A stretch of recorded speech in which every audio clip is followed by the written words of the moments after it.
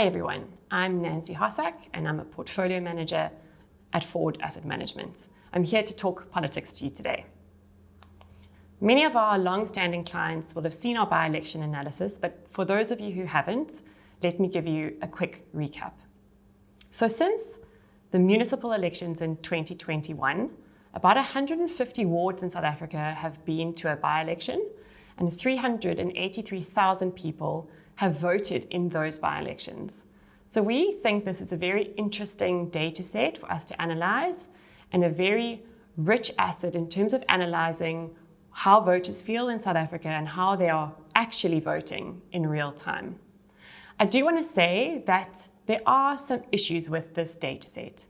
The first one and the first adjustment that we have to make to the data is that many voters, and particularly ANC voters, only vote in national elections and tend not to vote in local government elections. So we do have to make some assumptions in how those voters might turn out differently in a national election relative to what we see in those local government elections.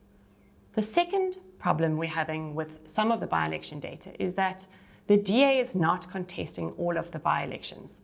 So of the 150 by-elections that we've seen over the last 2 years, the DA actually only contested about 40% of those by-elections. And as a result, we have to make some assumptions about how they would have fared had they contested those by-elections. So with those two caveats in mind, let's have a look with what our model is telling us about where current political party support lies in South Africa. What we've done here, and I want to make it quite clear from the outset that this is not a projection for 2024. What we're trying to represent here is where we think the current mood in South Africa is at the moment. So if we had an election tomorrow, this is where we think the general political parties are sitting in terms of support. Starting with the ANC, we see the ANC sitting at around the 46.5% level. We see the DA is under some pressure. They're at around 18.5%. The EFF is continuing to gain support. They're at 13.5% at the moment. And the IFP is actually doing exceptionally well. We put them at around 9.4% nationally. Before I move on, I want to show you all this chart, which demonstrates something that I think is underrepresented in the political discussions that we're having in South Africa today. This is the proportion of eligible voters in South Africa that don't vote. So going into 2024, we expect around 67% of eligible voters not to go to the ballot box at all. And it's this political grouping that actually dwarfs all of the political party support bases that we're representing here today. Certainly, this is a big opportunity for any politician that can galvanize this political support base. And this is a group of people that we are watching very, very closely indeed. If you take these people into account, the ANC is not a 46% party. The ANC is actually a 15% party.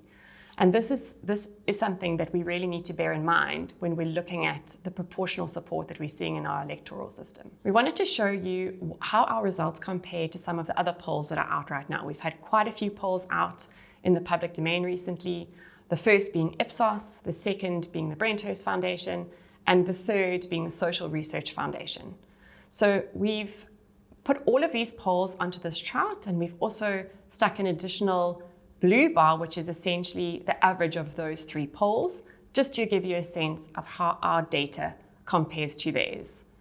So interesting to note that we see a slightly better representation for the ANC than the average of those polls. However, they are still on track to lose a majority in our numbers. The DA, interestingly, is performing less well than they seem to be performing in the polls. But I do just want to add in that disclaimer, we did mention initially that they may be underrepresented in our data because the DA is not contesting many of these by-elections. From an EFF perspective, our support level sits quite closely to where the polls have them.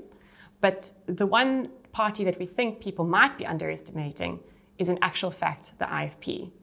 The province in which the IFP is very dominant is obviously KZN, and that's the most populous province in South Africa. It's essentially 22% of the voters that we expect to come out in 2024. And so if you can get quite a strong foothold, which they certainly have been doing in recent years, they can actually get quite a decent national representation. And so we think this is definitely a party that we need to watch from a national perspective, despite the fact that they are a regional party. Speaking of that, here is the results from a provincial perspective, and I think this also makes for very interesting reading. So if you have a look here in terms of the ANC's column, you can see that we actually expect the ANC to lose an additional 3 provinces in 2024. And so those provinces would be the Free State, Gauteng, and KZN. So on our numbers, they're set to lose a majority there. The very interesting thing is that if we take the DA's representation and the IFP's representation in the by-elections, and we add those together, we actually think that they're in reach of taking a majority in that province. Their combined totals is currently sitting at 50.8%. So that Moonshot Pact has a real chance of gaining control of KZN, which will be a big change for that province. And then lastly, having a look at the DA in the Western Cape, we do think that the DA will hold on to a slim majority, but the margin there is quite tight. So what are the investment implications of all of this information? Well, the most important takeaway for us is that uncertainty is likely to remain in South Africa post-2024, like we have seen in many of the metros that have been governed by coalition arrangements. Without certainty, investment and growth will remain constrained, and the fiscus will continue to deteriorate. So we remain circumspect at this point about South African assets, and we are choosing very carefully the local opportunities that we think can continue to grow in a constrained macro environment. Thank you very much for joining us today, and we will continue to update you with regards to our by-election analysis as we get closer and closer to 2024.